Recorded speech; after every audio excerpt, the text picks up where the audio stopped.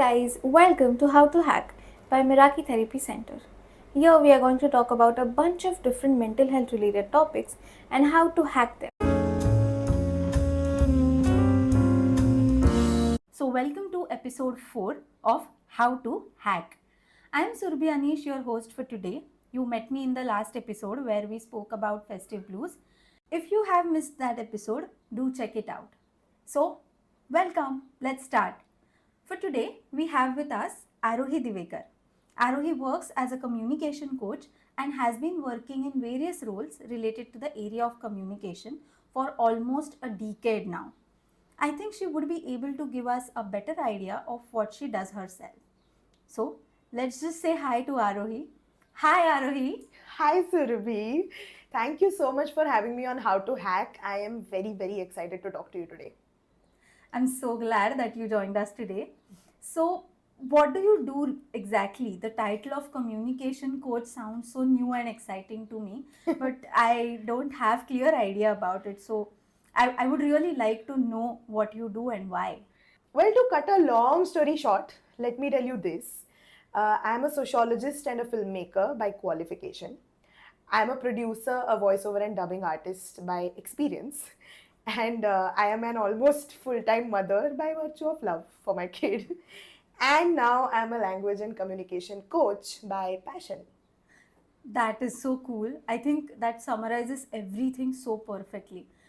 So, today, as an expert on communication, you're going to talk to us about how to break the ice and initiate conversations in a social setting. Yes. That is very important, and I'm really looking forward to our conversation.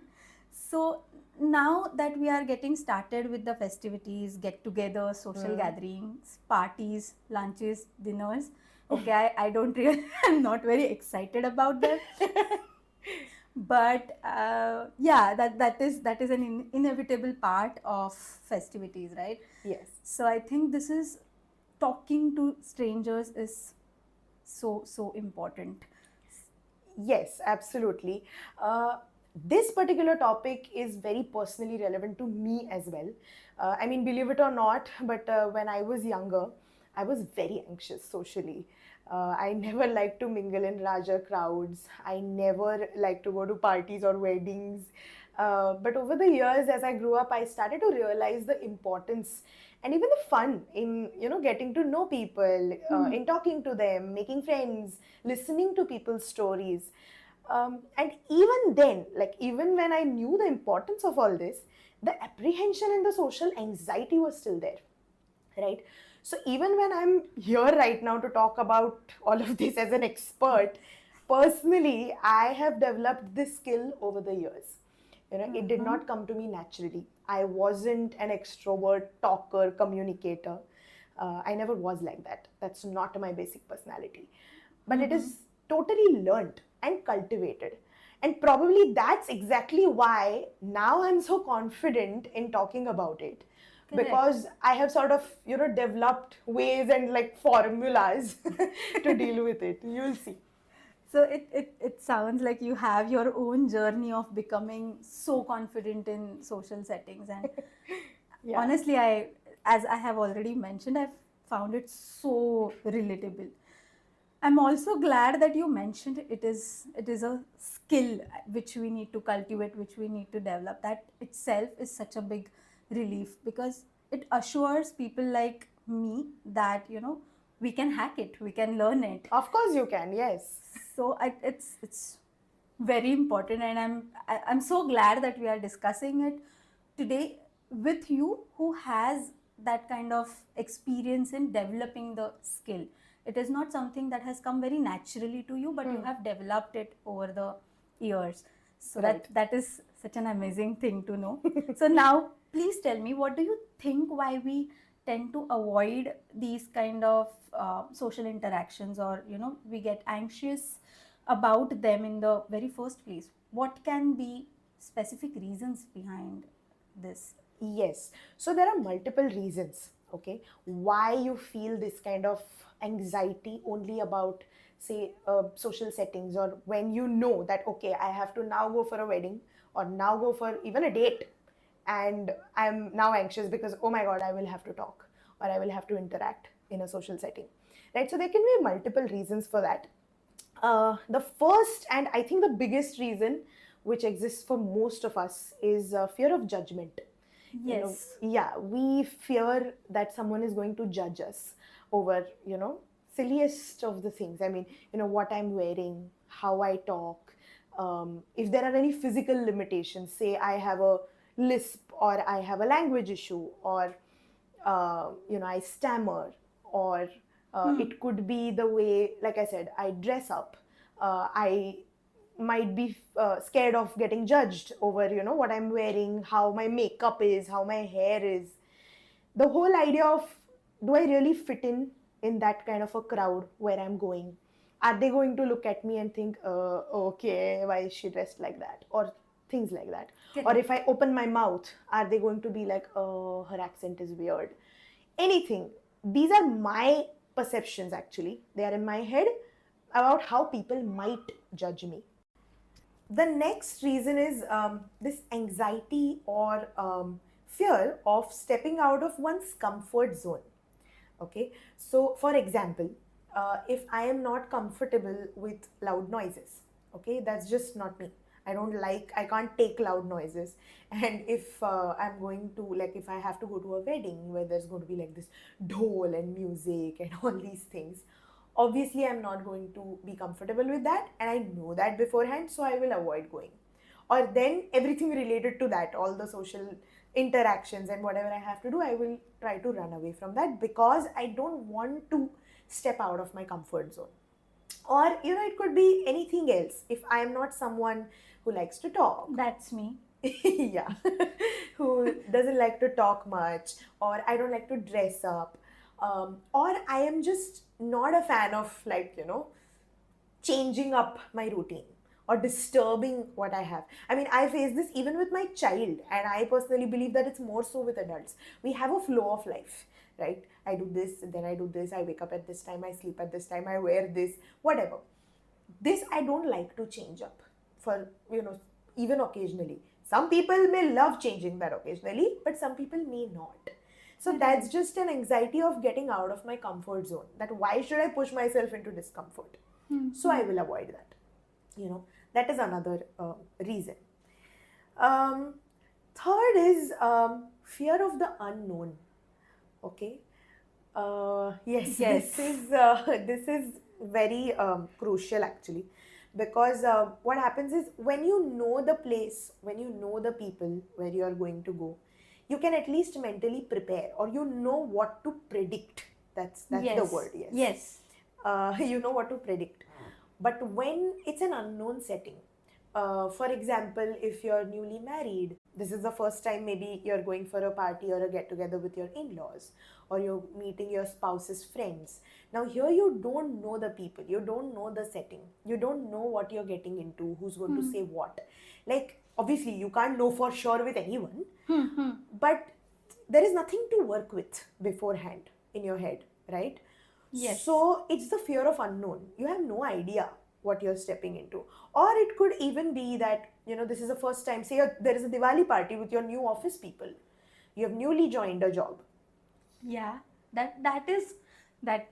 Even when I'm imagining it, it feels like a stressful Activity, situation. yeah, right. Because I, as you said, I can't predict what is going to happen, Right. or I can't. So when I know people, I know what to expect from them. Yeah. Here, Yeah. I don't know them, so I can't expect. Correct. And because I can't expect or predict, I can't have my own action plan ready in my head. That Exactly. okay, these are the people whom I want to avoid as much as I can. Yes. These are the people I have to respond in this particular way, and then these are the people with whom I can be okay. So Yeah. I don't have Yeah, that yeah. kind of. And this, we will come to the action plan or how to hack all of this later, of course. But like, whatever action plan, in the sense that it depends on them, on the people you are interacting with. Correct. That you don't have.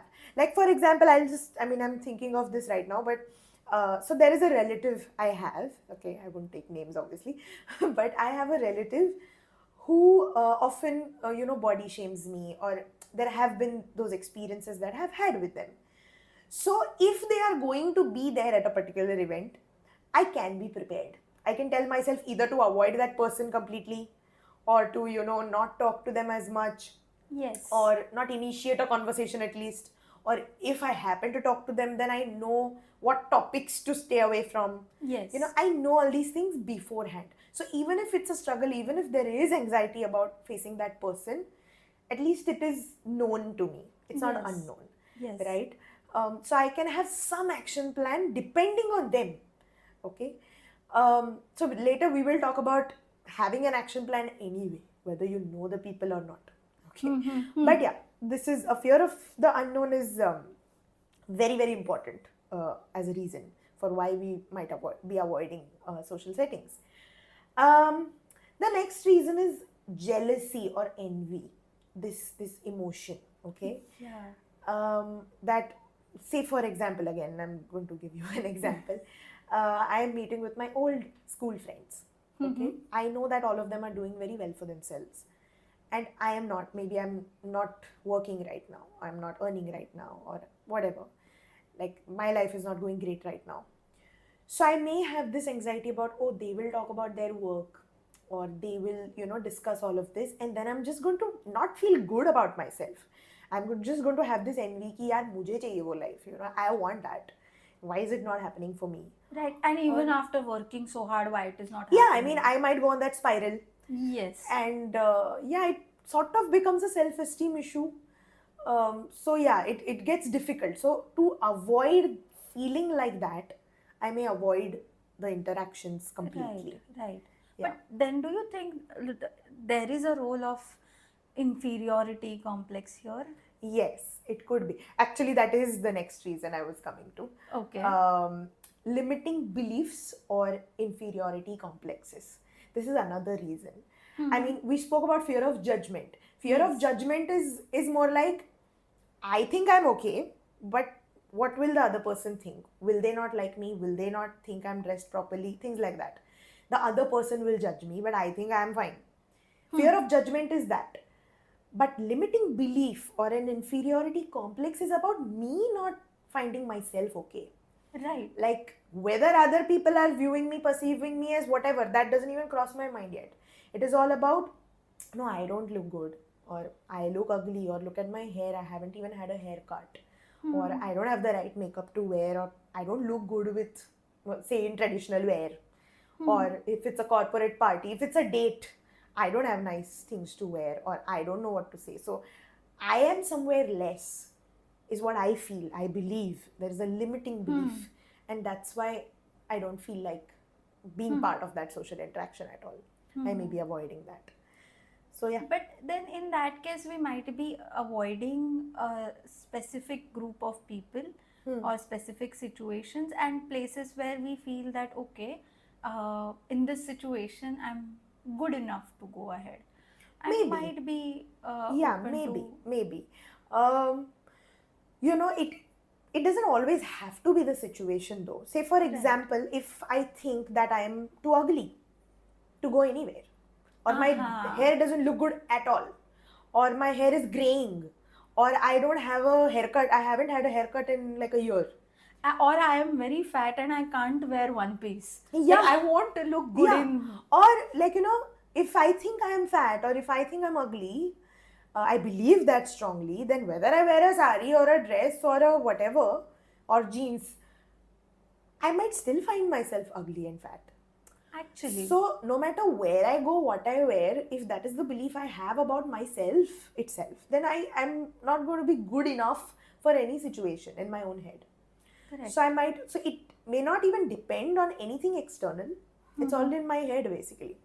It's about my belief. And it's so strong that it limits me, that it doesn't allow me to put myself out there. I'm too anxious to do that. Right.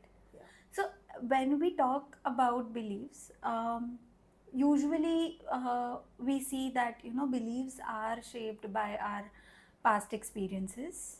They come from our past experiences. So do you also see that those those past experiences may or may not be traumatic. They can just be negative past Yeah. experiences, but do they also contribute to? Absolutely. Yes, absolutely. That's another reason. Any negative or traumatic past experience. Like I just spoke to you about this relative that I have Yes. who body shames me. So anytime I have to go out for a function with them or I know that they are going to be there, it already makes me very anxious. It already, like, a part of me wants to avoid going altogether or interacting with anybody, especially with that person, because that is like a negative experience I've had in the past. Or it could be a traumatic experience also for someone.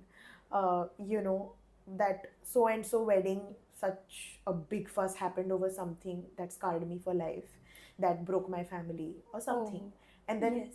tomorrow, even if it's not the same people, but I might be going for the next wedding, a random wedding, but I know that last time I went to a wedding, something like this happened, which has not left me, which I'm still dealing with and struggling Yes. with. So then I may not want to go to a wedding at all, Right.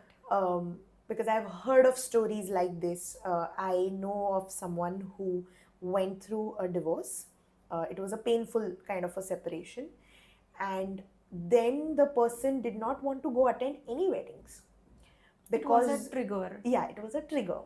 So then we can call that a traumatic past experience, because of which they are trying to avoid social settings, a particular social setting in this case. Yeah.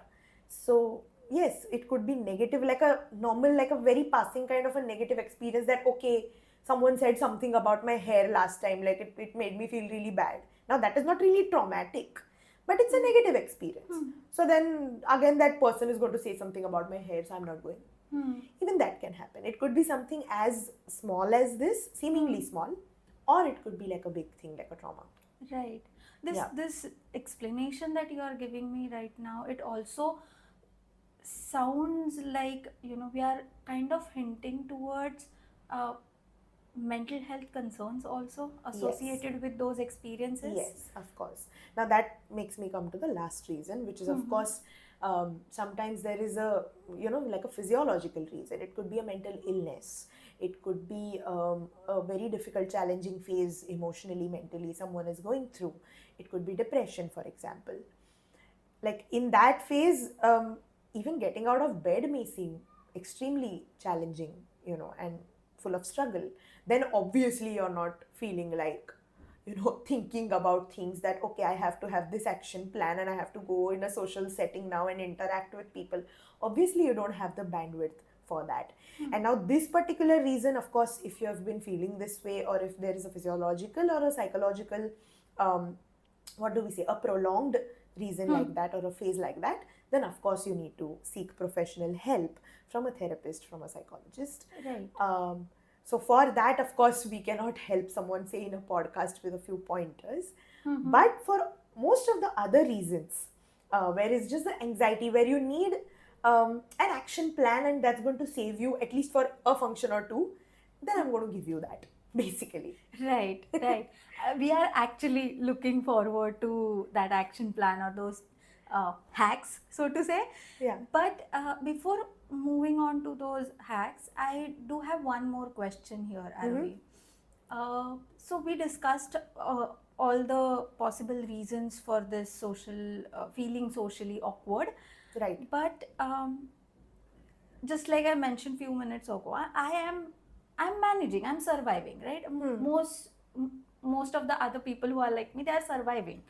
And if we consider all the reasons that we have discussed right now, our general common experiences also suggest that people are anyways going to talk and they're anyways going to criticize whatever, or judge me, or pass some comments.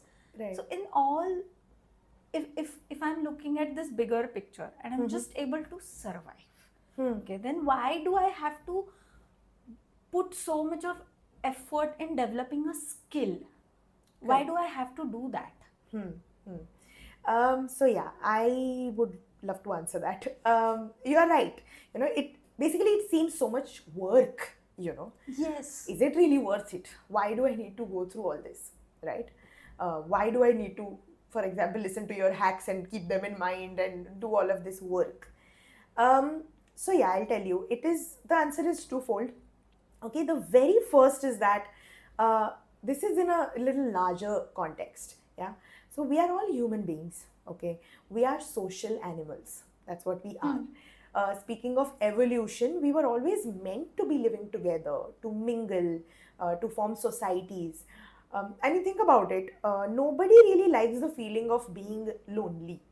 Okay. Yes, we of course have phases, and pretty much on a daily basis, I think, where we need certain solitude or we need space. That is okay, and that is even necessary. It's required, I mean. Um, but we do have a basic need to be heard, to be understood, to be supported, to be loved, comforted, or even just paid attention to by other people who are around us, right? So, we may be able to avoid a party here and there or a date, but we are not going to be able to run away from these interactions. We can't. And more often than not, we are bound to be a part of situations where we will have to socialize, where we'll have to make that small talk. You know, it is one of the basic needs we have as a human. Like, that's Right. just evolution. We are not going to be able to question that and challenge that in a very large kind of a context. So that's one part of the answer. The secondly, if we can do something about it, then to not feel that anxiety, to not feel the awkwardness or the discomfort, and make our lives a little bit easier. Every time we are going to go to a get together or a wedding or whatever, a date. Um, if we are going to be able to avoid that anxiety just by keeping few simple pointers in our head that can give us our action plan, Yeah. so to say, then why not just do it? Actually, yes. That's it. Yeah. Okay, that sounds like a good thing to think about. Okay, so I have Makes you something. feel good. Yes. So if we now, after so much of a discussion about How, why why? how, let's come back to the main question. Yes. How to hack it? How can we cope with this anxiety which we Yes. experience, or rather awkwardness Yeah. that we experience in Yes. the social situations? How to cope with that? Yeah. So yes, how to hack. I love it. So yes, I'm going to tell you these reminders or pointers that I keep talking about. I call these my 8 sure shot effective ways of confidently communicating with anyone and everyone. Oh, that sounds Yeah. so good. Sounds empowering. No? Yes. I don't know those rules, but I'm still, just with the sound, I'm feeling so empowered. Yeah, so okay, here we go. The first one that I always talk about, that it's sort of like a beginning point, is Okay. no judgment, no prejudice. Okay. Hmm. A lot of times now, whatever may be the reason that we are feeling this anxiety socially, or we are trying to avoid a social conversation, um, there can be a judgment in our heads about the person in front of us. I mean, for example, if I'm newly married, okay, and I go with my mother-in-law somewhere at a woman's function, like everyone is some, like a function like we have Haldi Kunku, okay, if I go for that, if in my head I already have this judgment that all of these are going to be like old aunties and they're going to be very boring and they're just going to talk about, like, crib about their lives, and just like max to max they will talk about is cooking or their kids, and I'm not looking forward to that. Yes. This is a preconceived judgment in my own head. Yes. You never know, they may be really interesting, exciting bunch of ladies that you might have a good time with. You know, when you have that judgment, you're automatically limiting yourself to have a good interaction with them at all. Before you go into that event, you've made your judgment that, oh, I'm not going to enjoy this. So it might be very detrimental for the whole party because you're going to sustain that mood pretty much. That's one reason. Another reason being that even if you try to then go and have a conversation with them, it may reflect in your body language, in your expressions, and then they are not going to make a good impression of you. and then it's just going to go on. Like, you already have a judgment against them. They don't like you because they can see you don't like them, and it will just go on. It will be a vicious cycle. It will be a cycle, yes. So instead of that, try and go with an open mind without any judgment. Judgment based on, what kind of a crowd they are, where they are, like the location, the kind of people, how they are dressed, or, for example, people may have, like, when I was a kid, I used to have this weird belief that if someone speaks very loudly, I don't like that. They're not good people. So now that's such a random belief. I mean, that's a judgment. So Yes. when I go into an event, if an uncle is speaking extremely loudly, I may not like him at all before I actually hear him out, before I have a conversation with him. He may be loud, okay, but he may be really a good person and I might actually enjoy talking to him. I don't know that. So this kind of judgment is not okay. One, because you yourself are limiting yourself. And secondly, because that judgment in your mind, you may think that it's only in your mind, but it may reflect in your body language and your expressions. So the other people can also sense that. Right. Yeah. Right. So that's the very first rule, that no Right. judgment. Just go as openly as you can, be it whatever situation, with whoever around you. Yeah. This hack I find very very important and very relatable also. So I always had this struggle. I always thought that if I go out, people will ask me about my personal life, because everybody is interested in others' personal lives. And so because I like to keep my personal life little secret, or little private. Private. I don't want people to ask me questions about it. So Right. there used to be a thought that, okay, if I go to this event, somebody will ask me about what is happening in my life, and I don't want to tell them. And so I started avoiding Correct. such events, or get-togethers. But now when you are highlighting it as a hack, I think I in such cases I would have thought that it is okay, what will they ask? Yeah. Yeah. And if they ask me this, I can just keep it very brief and simple. I don't have to go in detail. Yeah. But I could not think about it, Yeah. because I was already Judging them. or fixated at the idea Yes. that Yeah. they will ask me all the details possible about Exactly. my Exactly. life. So, and this judgment now, right now, we gave an example and we are around that. But this judgment can come in many forms. I mean, even in terms of, say, religion, socio-economical status. I mean, what if you're going, in a get-together where you don't think that other people are as well-to-do as you? You might have that, okay, their topics are going to be very boring, like they are not as intellectually strong as I am. Or the other way around, that I am very garib and the people I'm mingling with today are very well to do, they're very rich, so they're going to have this rich people talks and I can't fit in. Yeah. Why? Just look at them as people, okay? And just, the only thing you have to tell yourself is, okay, I'm not going to judge, and I'm going to be as open to them and the situation and the people. both. Correct. Yeah. That makes so much of sense. Yeah. Yeah. This hack is very easy, okay, the second one. It is non-verbal communication always comes first. Okay. So before you even open your mouth, okay, how you carry yourself, is your body language open? Are you, it's to do with your posture. You have to be upright. You have to have an open body language. If you're slouched, if you're folding your hands and entering a party, it gives out an impression instantly that you're not comfortable there at all, or you don't want to be there. Yes, I mean, right now when you're narrating this whole thing, I'm actually imagining myself like Entering the party. Yes, entering a party with that, anxious Yes. body language, Yes. awkward body So, language. Correct. You have So- to consciously remind yourself that no, I am going to have an upright posture. No matter what I'm wearing, how anxious I'm actually feeling inside, remember to have an upright posture, to have an open body language, to have pleasant expressions on your face. Even things like a handshake, or if someone waves at you, says hi, do it back. These are all very non-verbal things. I mean, you are not even opening your mouth or saying anything. But communication is about this as well.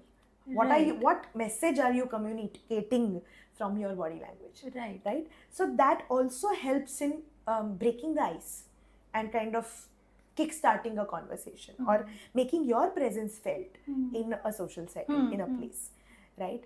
I think that's very, very important. It's not as I don't know, it's very underrated, I think. It is, and on the other hand, we talk about giving good vibes and all. Yeah, I mean, exactly. this is so like important. directly proportional to good vibes. Yes. Another very simple thing that I've recently read a lot, which totally resonates with this, is do not ever enter a new place, like you're entering a party or an office or whatever it is, even if it's a meeting or a date that you're entering. Do not enter the room with you being buried in your phone. Yes. Look up, make eye contact, look here and there, be upright and enter. Because when you're into your phone, you're reading, scrolling something, and you're just entering, it doesn't make you seem like a very actively engaged participant in that setting. Why do you want to do that? Make your presence felt. Okay. Be that person that, okay, I'm here now and I'm going to do this. Right. Have that attitude. So yeah, non-verbal communication comes first before you actually open your mouth. Interesting. Yeah. Okay, now what comes next? Okay, we have opened our mouth now. We want to talk. We want to initiate a conversation. Okay. So what I call it is the golden key of generic topics. Okay. This is for all those people and for all the times when we feel, ab kya bolu? What do I say now? What do I mean, I don't even know this person, for example. Kya bolne ka? That is the real question. Okay. Yes. Yeah. I mean, that question has been my bestest friend forever. Yeah. Ab What kya do I bolu? say? Exactly. So, generic topics come in handy. What are generic topics? Weather, okay, traffic, food at the party, crowd. If you are in a train or you have just come by train, and then train, buses. All these are generic topics. If you know that other people around you are parents, then kids, okay, husbands, whatever. All of these are generic topics. You can initiate a conversation based on these with anyone and everyone. It's so hot today, no? Yes. There, you have initiated a conversation. Okay? Yeah. Or it's very unusual for it to rain in Mumbai right now. There, you've initiated a conversation. The other person is bound to respond. Yeah. If they are an introvert and they don't want to interact with you, they might just say, yeah, no, so it's so dirty. One sentence. Fine, that's a win. It's a Right. conversation you just had in a social setting with a stranger. Right. Okay, so you don't have to feel bad about, oh, but I didn't know what to say, I felt so awkward. You didn't. You remembered that you can strike up a generic topic and just start.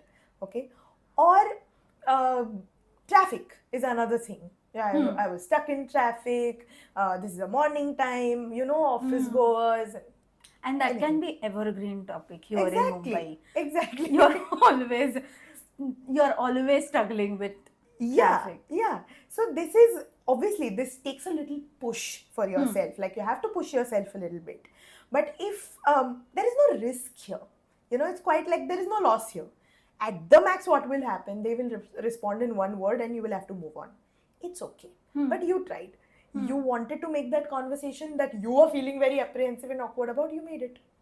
Right. And I think it should stop there instead of, again, this is something what I have been observing, that in such situations, if that person is giving me one-liner as a response, I might think that, that person is not interested in talking to me, or, I'm not equipped enough to, continue that conversation.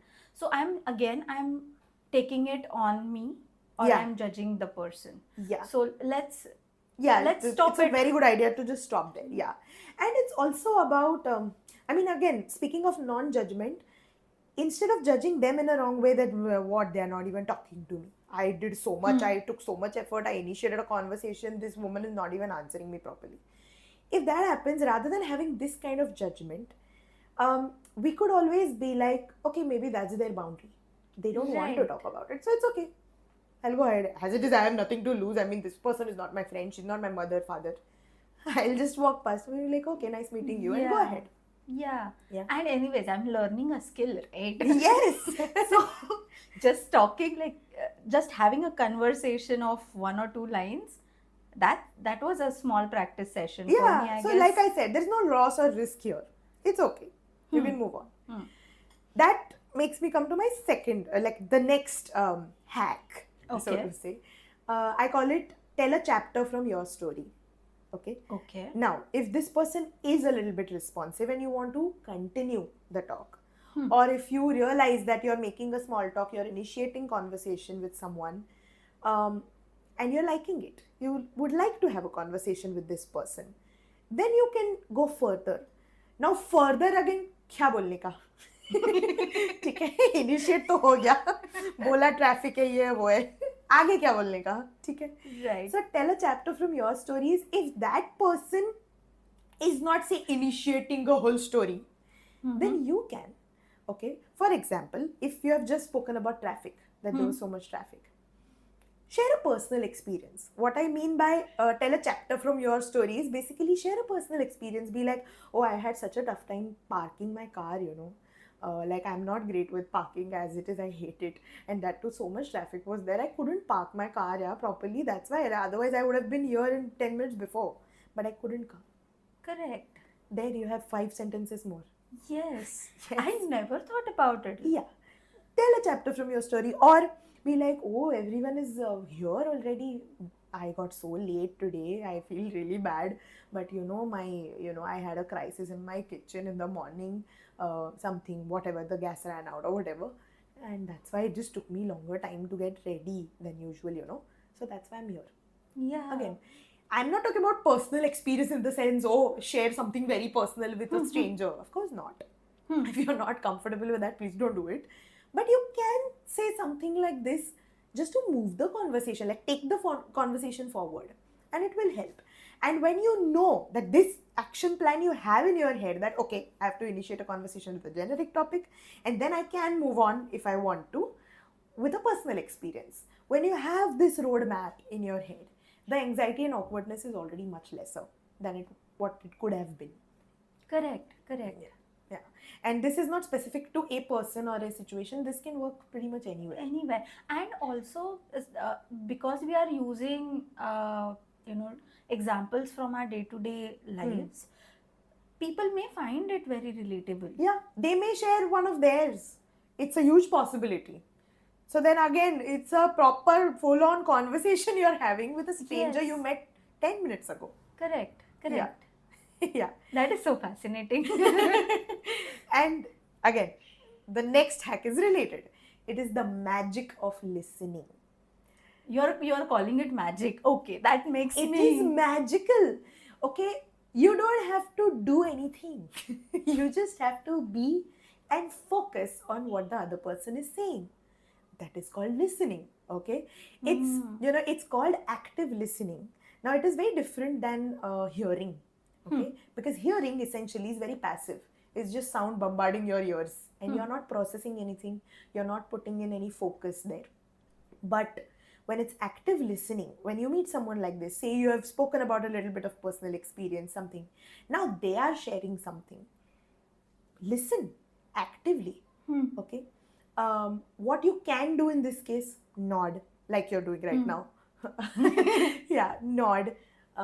Give out these little encouraging words or sounds like, oh yeah, right, oh wow.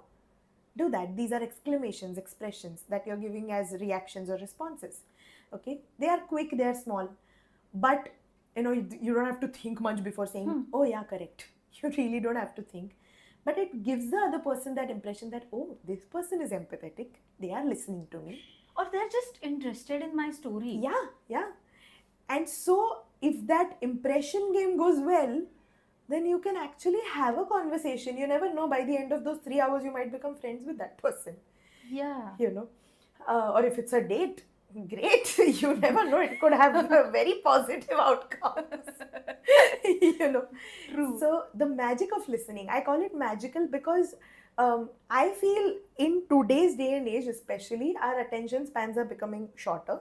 Right. And that's why this whole listening is very underrated. It's very important.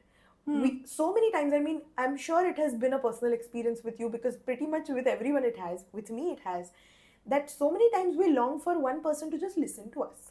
Correct. You know, we just want to vent, or we just want to talk, and We someone don't to want listen to us. solutions. Yeah. We just want somebody to sit with us Yeah. and just be there. Just be when there and we are- listen. Okay. So I think, see, a communication is two-way. Okay. It's just one way, then it's not called communication. So listening is a very essential part of communication. So why not? I mean, whether it's a stranger or anything, you can always listen. If they are talking, just listen. If they are sharing an experience, listen. If they are cribbing, listen. Okay. Correct. Again, no loss. You're just listening. You're just being there. Okay. You can say things like, thanks for sharing. Or, you know, I hear you. Yeah, that makes sense. I understand. You can say these things. They are, again, one step ahead. But nodding and smiling and saying, haha, right, okay, is just a no-brainer, pretty much. Actually. So yeah, listening is quite magical. Now next is, could be a little bit controversial, but I say that be honest and be genuine. Okay. Okay. This is controversial because we are Yes. talking about action plans, Yeah. and then we are Yeah. talking about being honest. Correct. So what I mean by this is, don't exaggerate, or don't pretend to be someone completely different than who you are. Now, certain level of pretension has to be there, because you don't know these people, right? If it's a stranger, if it's a blind date, you don't know that person. So how will you completely be yourself and let your guard down? Not at all. You will have some guard up. But try and be as genuine and honest as you can. Like if you are say an introvert, you really don't like to talk. Just because तुम्हें उस situation में you want to come across as being like a very cool person or something, you talk and talk and talk and talk. That's being exaggerative. That's pretending to be someone you're absolutely not. And you are not going to be able to sustain that either. I mean, imagine if you become friends with this person, or if it's a date and you know you take it forward and you happen to go on a couple of more dates with this person. Are you going to be able to sustain with this kind of persona? Because it's a persona, right? So which is why I say that try and be genuine. It also works this way. I mean, for example, you started a conversation with another lady at a party, and you're like, oh yeah, kids, man, like, you know, I'm so tired running behind my toddler. That's how you started a conversation. And if that woman says that, oh really, your toddler runs that much? Mine doesn't. Mine is very quiet, and he sits in one place, like he listens to me. Don't be like, oh yeah, mine also does. And then you might have to craft a whole story about your toddler. That's not true. Yeah. Why do you want to get into that? Just be like, oh yeah, that's good. You know, mine is a runner. He's very active. Whatever. You know, so don't get into situations where you don't have to be yourself and you have to think extra and exaggerate what you're not. You know, it's just easier and safer to just be yourself. Right. Yeah. So when we say, so this is something which I have heard, fake it until you make it. Yeah. I think whatever you are sharing with us right now, I also think that we can use fake it until you make it, but with very wise approach. Yeah. So I like that phrase actually, fake it till you make it, because it's very useful. But fake it to a point you are comfortable. Like, you know, if it's only about giving yourself a little push that, okay, no, I have to initiate this conversation. Okay, I'm in a social setting. Let's just do this. Let's just get this done with. If it's that, then yes, fake it. Push yourself a little. But don't fake it to an extent where you can't keep up with it. Or it's just not you anymore. Right. Don't do that. Make yourself comfortable. That's also required. You know. Correct. So Yeah. basically, I have to be little sensitive towards myself and Yes. situation. And others, that's my next hack, which is Right. be sensitive. It's compulsory, is what I Hmm. say. Hmm.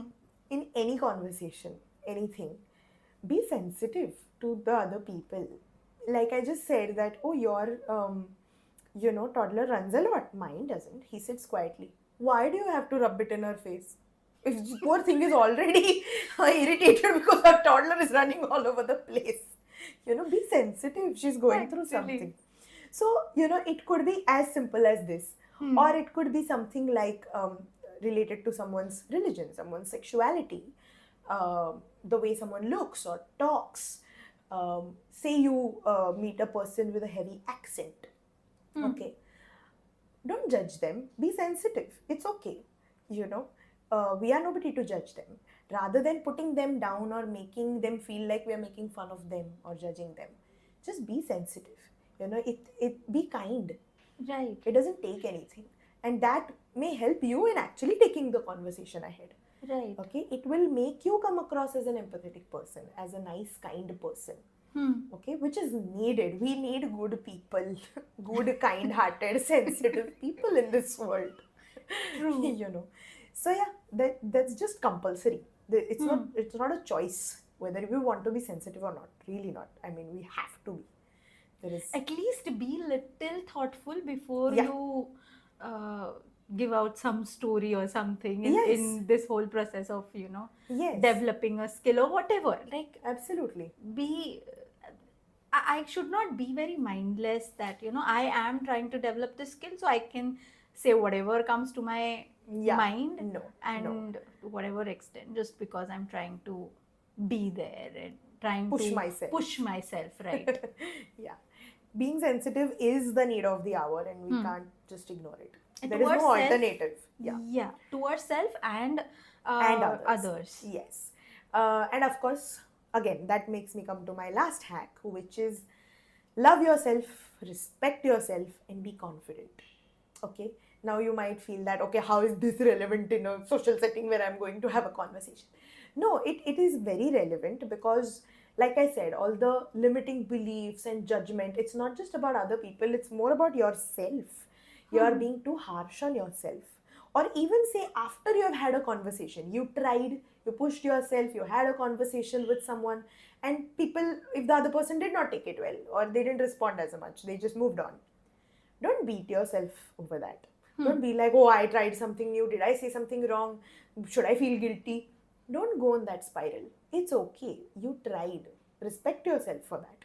And be confident in whoever you are in this kind of a situation. I mean, you are unique. There is no one like you. There is only Right. one you, good or bad, both. But so, yes, there is good in it. I mean, you are Yeah. you. So be confident about it. Love yourself, forgive yourself, just be kind to yourself. Like you said, sensitivity to self is also quite important. Don't Correct. beat yourself or don't be harsh on yourself. Um, you know, I also, like, when you're sharing this, I also feel that our weaknesses, strengths are strengths. They make us unique. But I yes, think our weaknesses also make us yeah, unique. The mistakes that we make, they are our mistakes because yeah. You we learn we from them. we learn from Yeah, them, and we we did those mistakes because of the fact that we are having certain kind of strengths or yeah, weaknesses, yeah. right? And I mean, think about it. If you, like, before listening to this episode, if someone felt that, okay, I am really bad at making social conversations, I never initiate them, that's a weakness I have. After listening to this episode, if they find some pointers and they actually come up with an action plan and they go into a party tomorrow, and if they actually execute this action plan, they might just be a person with the best skills to initiate a conversation in that party. They Right. actually worked on that weakness, Right. found something to do, made an action plan, went there, delivered. Okay, Right. so 2 days ago, if something was my weakness, today it's not. Or even if it is, I know how to deal with it. Right. So there is nothing to beat myself over, right? It's a good thing. Right. And to give you proper concrete example, we have been discussing about the action plan and hacks. Every single time when I think that okay, I have to go in some social situation, some get together, and I don't know how to talk, the only thing I can do is listen. And I always Be felt it. that that's not enough, right? Why but not? today, after talking to you, I'm realizing that okay, that is something That's a skill. that is a skill, and that is Yes. very important. Of course it is. So it suddenly changed my whole perspective Of looking at having a my conversation. yeah, and I can now see my listening as my strength and Yes. not as something which I do like okay बाकी कुछ नहीं है तो listening ही कर लूँ. Yeah, I'm so glad So- if you got that little realization from this interaction. I would love that. I actually I honestly believe that whoever is listening to this podcast, I'm sure they must have got something from this, some unique uh, insight, reflection, tip, anything, and Yeah, I they really they hope will they do. they will. I'm sure. Yeah. So here is a request to all our listeners. Please try out all these hacks that we have discussed today and give us feedbacks, because it is very important for us also to know if it is helping you or not. Yes. And we always welcome you to experiment with these hacks and let us know if your experiments are being successful or not, so that we can also share it with anybody and everybody Yeah, who we can share it with others. Maybe we can add on to that. There will be an interaction between us. right. So now we are towards the end of our today's episode. Before we close the episode, I would like to ask you, Aarohee, if you have any message for our listeners. Okay. Well, I would just like to remind everyone that communication is not only limited to, talking or making these verbal conversations. It is about your body language, expressions, the way you carry yourself. Then there is written communication through texts, emails, and all of that. There is active listening that we spoke so much about. So many things, right? So many things come under communication. Just try to become aware of which of these you're good at, which of these you're most comfortable with, and try and capitalize on that, especially when you're awkward while interacting socially. And try and practice those 8 hacks I have given you. It's not difficult at all, just takes a little practice and patience. Right. I totally agree with you, Aarohee, on this. Thank you so much for this insightful conversation, discussion. You're most welcome. I loved it. I spoke so much about communication, something I'm very passionate about. So thank you. Right. And I personally also I found so many important insights that I can use in my future social interactions. Right. So really thank you so much for this meaningful conversation and the takeaway message. Big thank you to all our listeners for joining us today. This was it for today's episode. Please let us know how you liked it.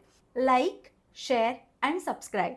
If you have any suggestions about the topics on mental health, please write to us. Wish you a very happy Diwali. See you soon. Take care.